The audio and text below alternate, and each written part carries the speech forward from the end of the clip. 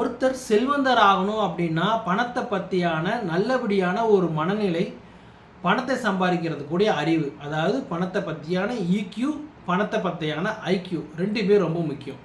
இதை பணத்தை பற்றியான ஈக்யூ அப்படின்னா நீங்கள் எப்படி புரிஞ்சுக்கலாம் அப்படின்னா, கண்ணை மூடி பணம் அப்படின்னு நீங்கள் நினச்சதுக்கப்புறம் உங்களுக்குள்ள ஒரு 10 வரைக்கும் ஒரு மார்க் போடணும் அப்படின்னு தோணும்போது ஒரு 7, 8 அப்படின்னா ஆவரேஜ்னு எடுத்துக்கலாம், 9, 10 அப்படின்னா எக்ஸலண்ட்னு எடுத்துக்கலாம். அப்படிப்பட்ட ஒரு மனநிலை உங்களுக்கு தோணுச்சுன்னா பணத்தை பற்றி ஒரு நல்ல ஈக்கியம் இருக்குன்னு அர்த்தம். இப்போ பணம் அப்படின்னா பணம் எப்படி செல்வந்தன் ஆகணும்னு நீங்கள் நினச்சிங்கன்னா பணத்தை பற்றி ஈக்கியூ இருக்குன்னு அர்த்தம். பணம் அப்படின்னா அந்த கடனை எப்படி அடைக்கிறதுன்ற ஒரு தாட்டே இருந்ததுன்னா பணத்தை பற்றியான ஈக்கியூ லெவல் கம்மியாக இருக்குன்னு அர்த்தம். பணத்தை பற்றியான ஐக்கியூ லெவல், பணத்தை எப்படி சம்பாதிக்கிறது, பணத்தை எப்படி பெருக்கிறது அப்படின்ற ஒரு நாலேஜ் சிஸ்டம்லாம் உங்களுக்கு தெரிஞ்சிருக்கு அப்படின்னா பணத்தை பற்றி ஈக்கியூ லெவல்னு அர்த்தம். இது ரெண்டுமே ஒரு அருமையாக சொல்லக்கூடிய ஒரு புத்தகம் தான் ரிச் டேட் புவர் டேட்.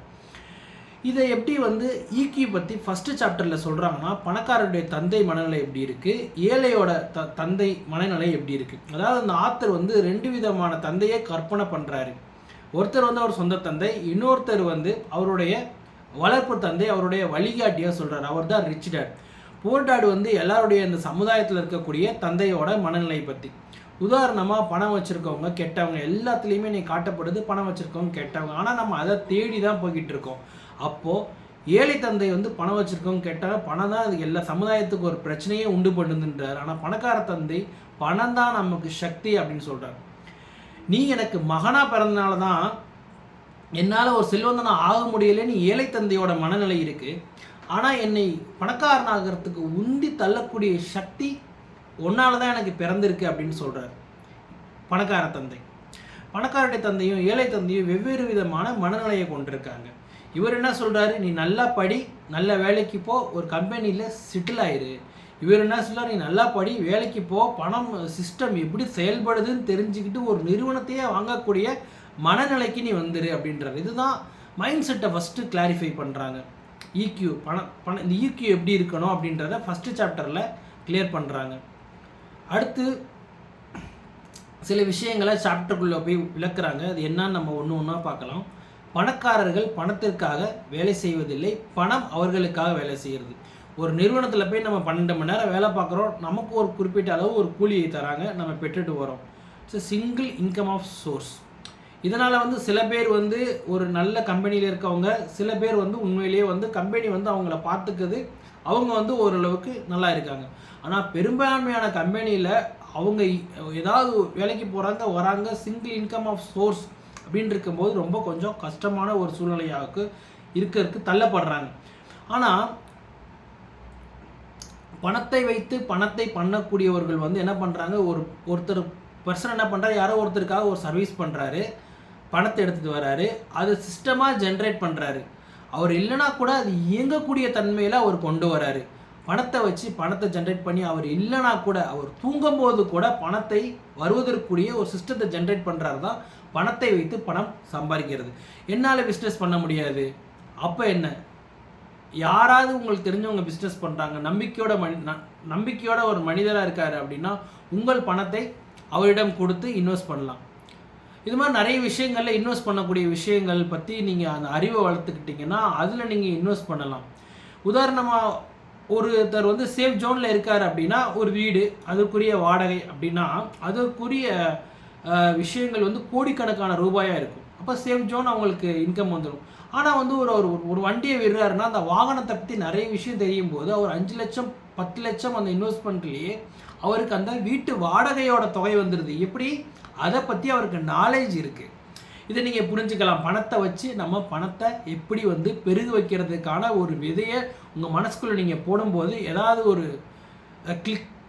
ஒரு சந்தர்ப்பத்தில் நீங்களும் யோசித்து அதை பற்றி நீங்கள் அனலைஸ் பண்ணும்போது நமக்கு ஒரு யோசனை தோணி நமக்கு இருக்க சந்தர்ப்பத்தில் நம்ம என்ன பண்ண முடியும் அப்படின்றத யோசிச்சிங்கன்னா நமக்கு ஒரு ஐடியா கிடைக்கும். ரெண்டாவது, work for learn not for earn. ஒரு உதாரணம் சொன்னால், ஒரு காலேஜ் படிச்சுட்டு ஒருத்தர் நல்ல சம்பளம் கிடைக்குதுன்னு சொல்லிட்டு ஒரு பிபிஓவில் போய் சேர்ந்துடுறாரு. இதே ஒருத்தர் என்ன பண்ணுறாரு, ஒரு மெக்கானிக்கல் இன்ஜினியர் படிச்சு ஒரு ஒர்க் ஷாப் மாதிரி ஒரு இடத்துல போயிட்டு நிறைய விஷயங்கள் கற்றுக்கிட்டாரு. ப்ரொடக்ஷன் பற்றி கற்றுக்கிட்டாரு, குவாலிட்டியை பற்றி கற்றுக்கிட்டாரு, மெயின்டெனன்ஸை பற்றி கற்றுக்கிட்டாரு. அவர் வந்து நாளடைவில் வந்து ஒரு பெரிய ஆளாக வந்து எதிர்காலத்தில் வந்து வரக்கூடிய சூழ்நிலை இருக்கும். ஆனால் அந்த பிபிஓவில் இருக்கிற அன்னைக்கு இருக்கிற ஒரு கம்ஃபர்ட் ஜோனில் இருப்பாரே ஒழிய எதிர்காலத்தில் வந்து அவருக்கு வந்து ஒரு பெரிய ஒரு வளர்ச்சி அவரால் பெற முடியாது. அதனால் வந்து அன்னைக்கு சம்பளம் கம்மியாக இருந்தால் கூட லேர்ன் பண்ணுற இடத்துல இருந்தீங்கன்னா கண்டிப்பாக வந்து அந்த லேர்னிங், அந்த தொழில், அந்த கற்றுக்கிட்ட ஒரு விஷயம் வந்து உங்களை பெரிய ஆள் ஆக்கிடும்.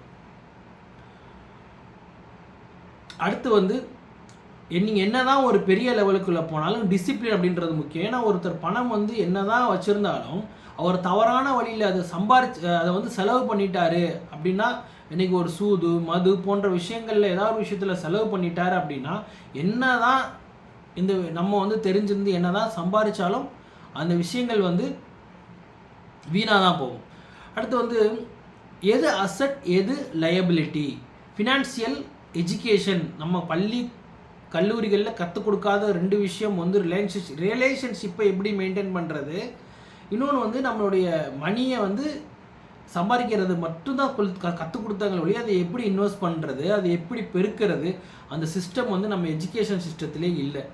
அது வந்து எது அசட் எது லயபிலிட்டி அப்படின்னே தெரிய மாட்டேங்குது. இப்போது ஒரு காரை வாங்கி நம்ம வச்சுட்டு அதுக்கு நான் இஎம்ஐ கட்டிகிட்டு இருந்தேன்னா அது லயபிலிட்டி. இதே காரை வாங்கி எனக்கு அதன் மூலமாக வருமானம் வருதுன்னா அது வந்து எனக்கு அசட்.